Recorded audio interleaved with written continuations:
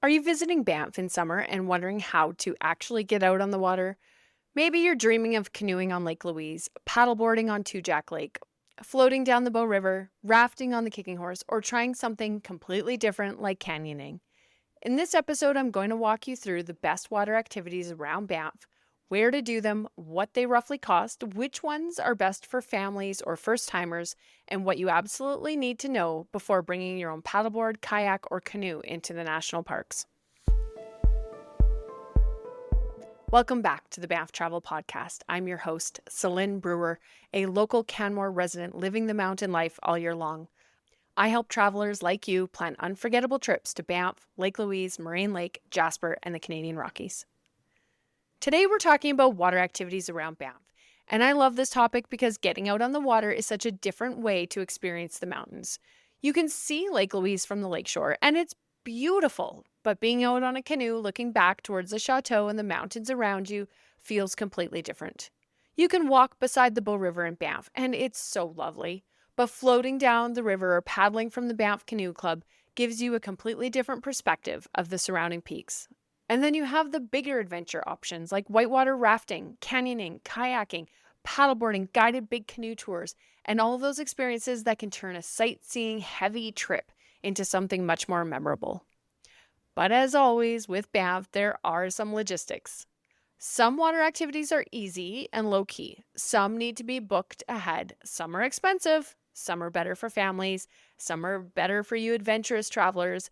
And if you're bringing your own paddleboard, kayak, canoe, pack raft, or other water gear, you really need to understand the current Parks Canada rules before you show up at a lake.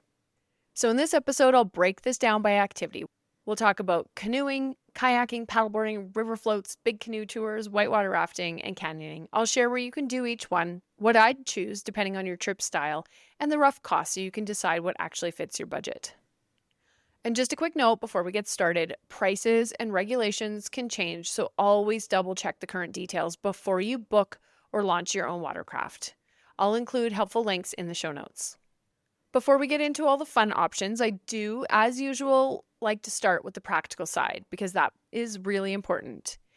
If you're bringing your own paddleboard, kayak, canoe, pack raft, inflatable kayak, or any other non-motorized watercraft into Banff National Park, you can't just show up and launch anywhere you want.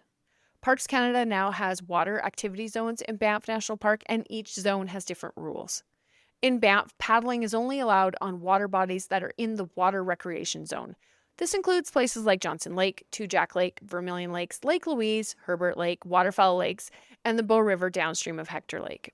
For these areas, you do need to clean, drain, dry, and certify your watercraft and water-related gear before entering the water.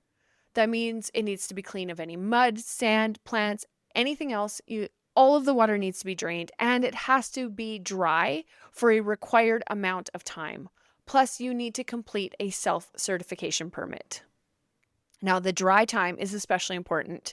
If your gear was last used within Alberta, British Columbia, Yukon, or the Northwest Territories, it needs to be dry for at least 48 hours. If it was used outside of those areas, it needs to be dry for at least 30 days. Jasper National Park also has similar requirements for clean, drain, dry, and how long your gear needs to be dry for. And keep in mind, those dry requirements apply to between waters in the national park. So in Banff, you would need to wait 48 hours between different bodies of water.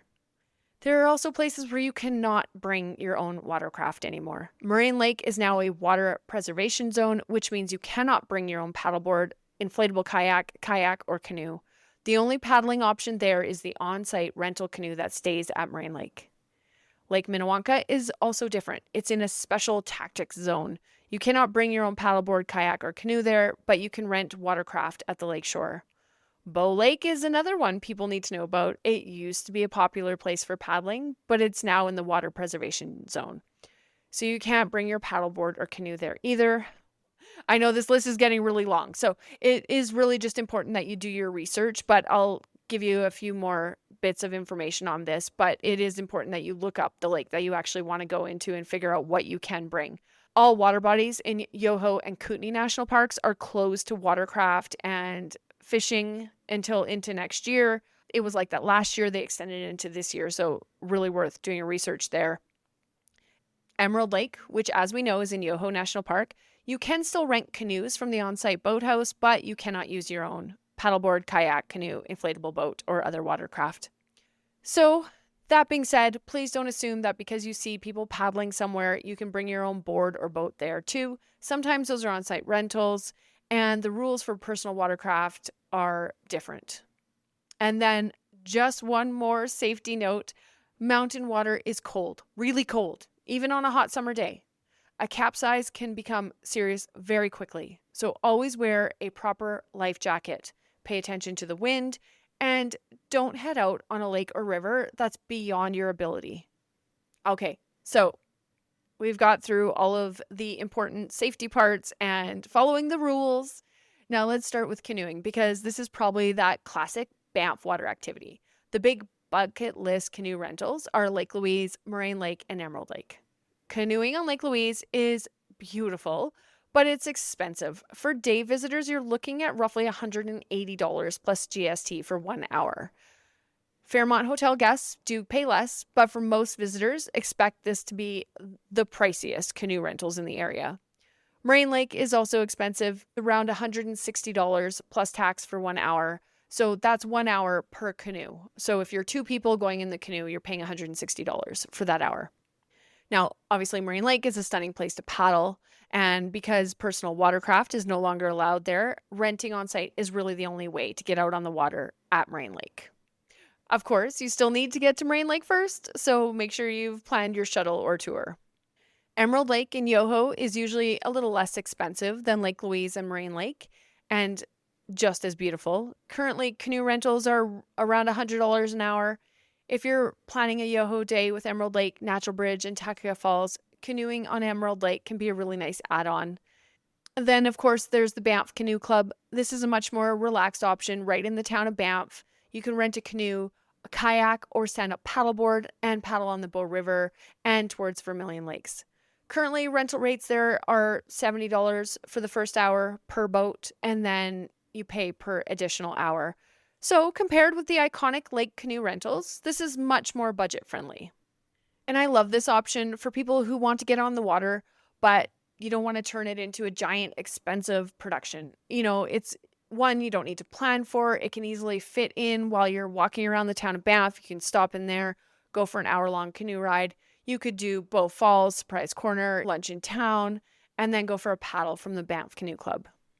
Of course, in Jasper, there are quite a few good canoe options there as well. Moraine Lake is the big one. You can rent canoes there. Expect something around $90 for an hour with options for longer rentals. Moraine Lake is stunning, but it's a big lake, so you do want to think about the wind and conditions there and making sure it's within your ability. Pyramid Lake is another great Jasper paddling option, close to town, scenic, easy to fit into your Jasper day. Currently, Pyramid Lake Lodge boat rental rates are around $80 per hour for a canoe, $45 per hour for a single kayak, $80 per hour for a double kayak, and then around $45 per hour for a stand-up paddleboard. You're also going to find canoe rentals at Lac Beauvert through the Fairmont Jasper Park Lodge Boathouse, and if you're staying there, that could be a really nice, convenient afternoon activity. Finally, if you'll be spending any time in Kananaskis, Barrier Lake is a popular place for people who want to paddle without bringing their own gear, because Kananaskis Outfitters has lakeside rentals right at Barrier Lake. Currently, those are around $65 for the first hour for a canoe or a tandem kayak, $50 for a single kayak, or $35 for a stand-up paddleboard. Now, Barrier Lake is beautiful, but it can also get very windy, so I'd be watching those conditions. Now let's talk about kayaking specifically, because I've talked about canoeing and I have mentioned kayaks.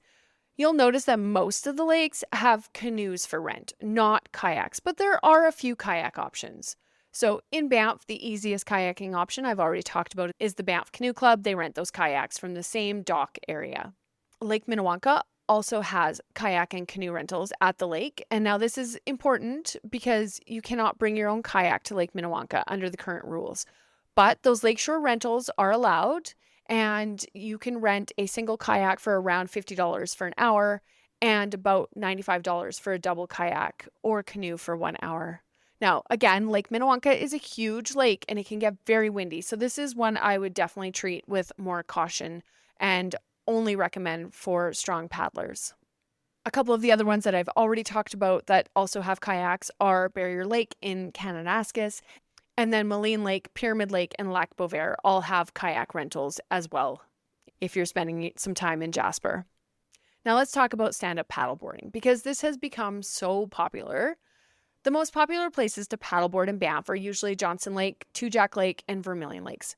Johnson Lake is one of the easier lake options. It has beautiful mountain views, a small beach area, picnic area, toilets, and is pretty easy to get your paddleboard down and into the water. Plus, one other thing I really like is that it has a hose right there to clean off your paddleboard. Now, it's still that mountain water, so it's still going to be really cold, but it's probably the warmest of the lakes.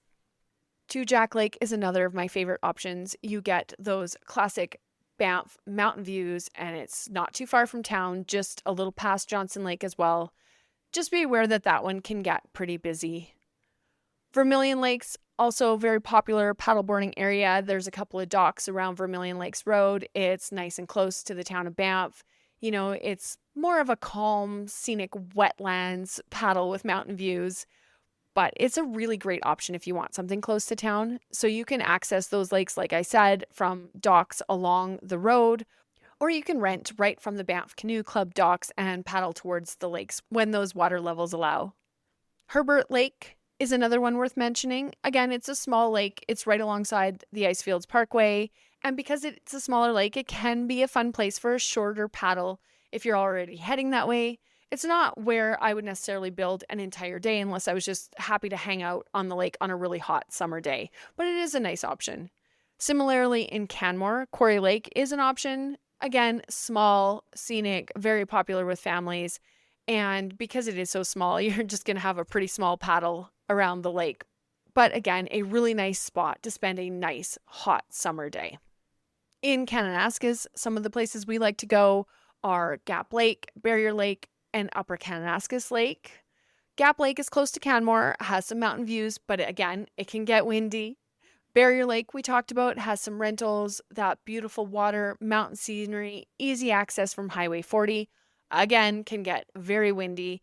And then Upper Kananaskis Lake is absolutely stunning, but it's a much bigger lake, and so I would only recommend it for experienced paddleboarders unless those conditions are extremely calm.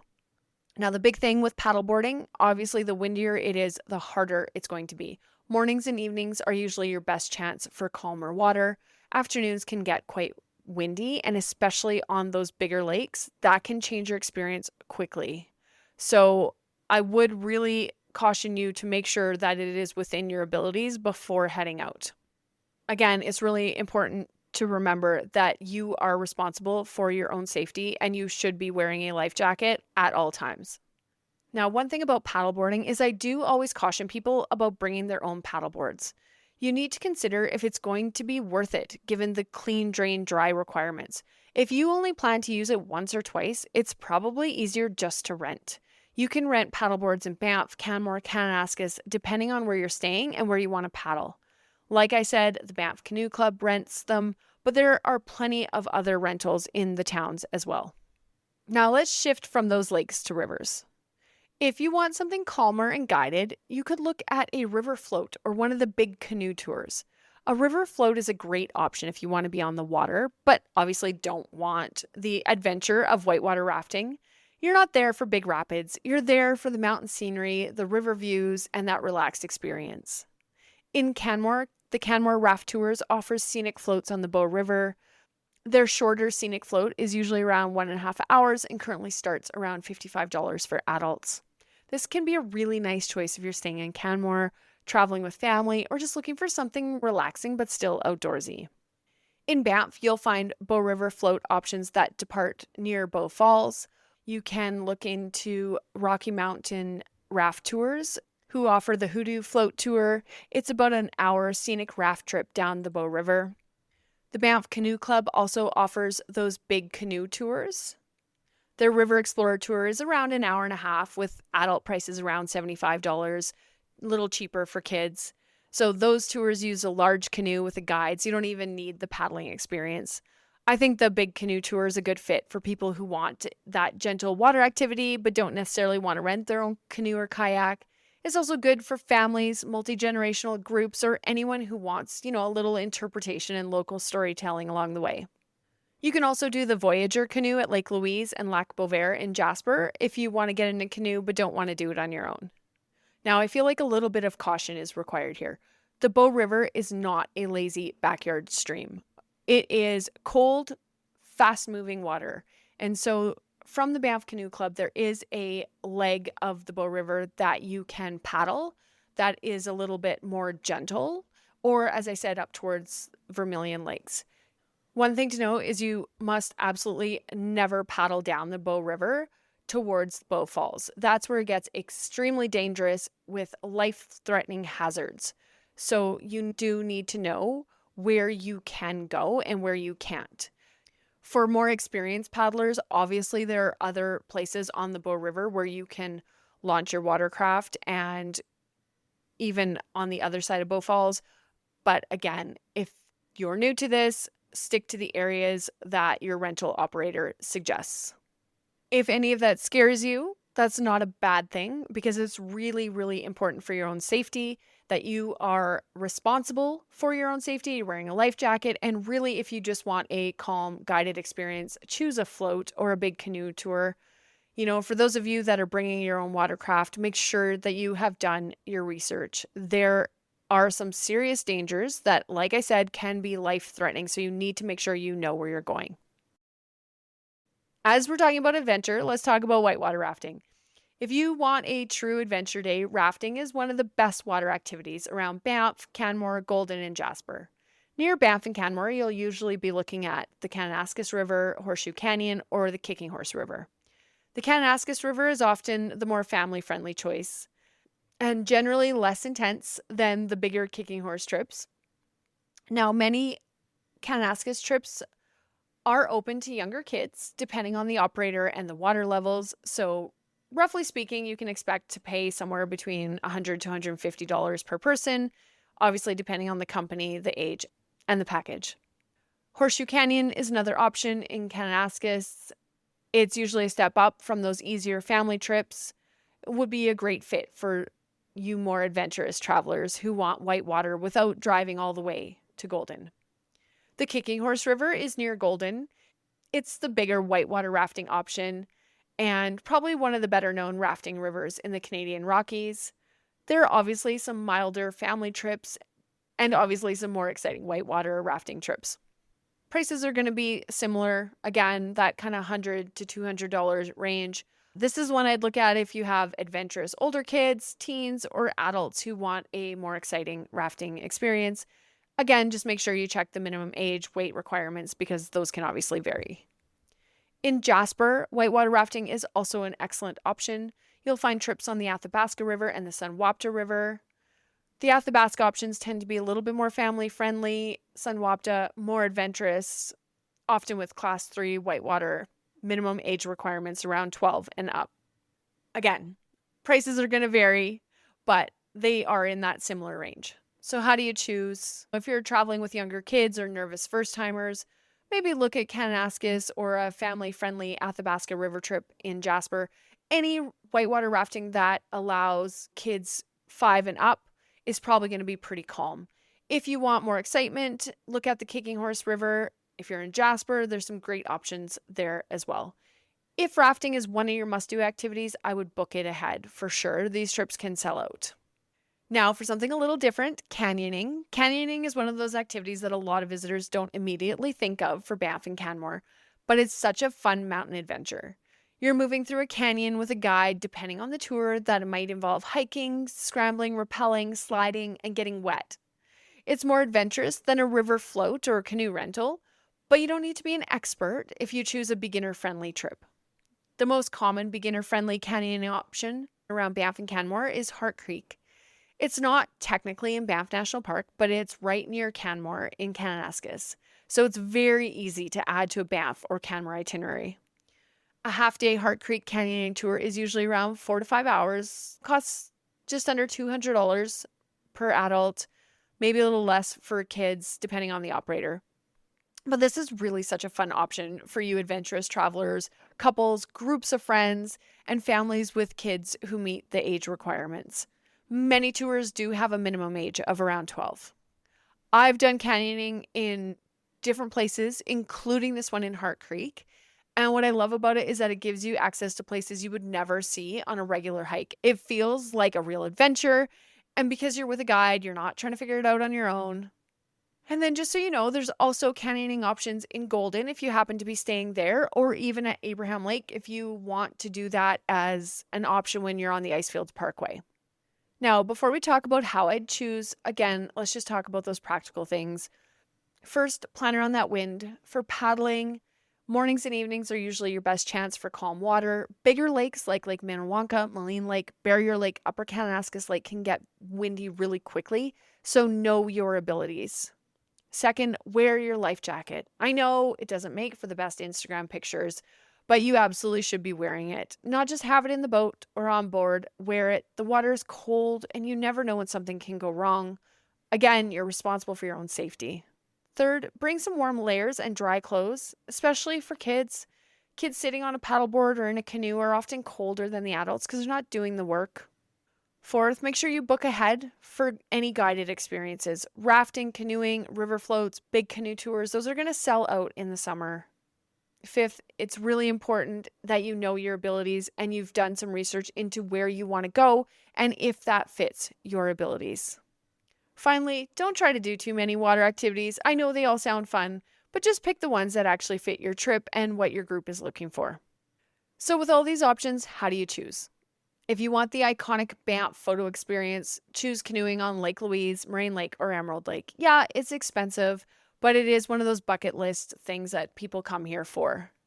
If you want something more budget friendly and easy to fit into a Banff town day, do something from the Banff Canoe Club. If you want to rent your own paddleboard and get out on the lake and just enjoy being on the water, look at Johnson Lake, Two Jack Lake, Vermilion Lakes, or even Quarry Lake and Barrier Lake. Obviously, you want to just follow the rules for bringing your own board or your rental board. If your group wants a calm guided activity, choose a Bow River float or the big canoe tour. If you want that family-friendly adventure, whitewater rafting in Kananaskis or Jasper or the Kicking Horse River are some really great options. Same as if you want something even more adventurous for your group. If you want something more unique, look into canyoning. And then as you're building your Banff and Jasper itinerary, just think about where each of those activity fits best. You don't need to do every water activity. You can choose maybe one canoe ride, one guided adventure, and then leave some space for other hikes, sightseeing, and downtime. For example, you could canoe at Emerald Lake on your Yoho day. You could do a Bow River float on your Banff town day, and then save your whitewater rafting for when you're in Jasper. Or if you're traveling with teens and they want something a little bit more exciting, maybe you're going to skip that expensive canoe rental and put that money towards whitewater rafting or canyoning. So this is where knowing your travel style will make a big difference. Okay, before we wrap up, top 3 takeaways. I know some of you want to hear the top 3 from an episode. Number 1, getting out on the water is one of the best ways to experience the mountains around Banff from a different perspective. Whether it's canoeing at Lake Louise, whitewater rafting, or just paddleboarding at Johnson Lake. Number 2, if you're bringing your own watercraft, you must understand the current Parks Canada rules for each of the national parks. You need to make sure that you clean, drain, dry, and certify your gear and know where you can and cannot bring it. Number 3, choose 1 or 2 water experiences that fit your abilities, your budget, and your itinerary. You don't need to do everything. Pick the activity that will make your trip feel the most memorable and go with that. Now, if you're listening to this and thinking, okay, this all sounds amazing, but I don't know how to fit it into my actual Banff itinerary, that's exactly what I help with inside my Banff and Jasper travel planning hub. Inside the hub, you'll find itineraries, planning resources, shuttle help, activity ideas, and support for making the right choices for your trip. And before you book your tours or rentals, check my Banff discounts page. I have discounts for several Banff and Canadian Rockies experiences, and it's always worth checking before you book. Thank you so much for listening to this episode of the Banff Travel Podcast. If you found this helpful, make sure you follow the podcast so you don't miss the next episode. And if you know someone planning a summer trip to Banff who keeps saying, I want to get out on the water, go ahead and send this episode to them. Until next time, happy trip planning, and I'll see you out on the trails.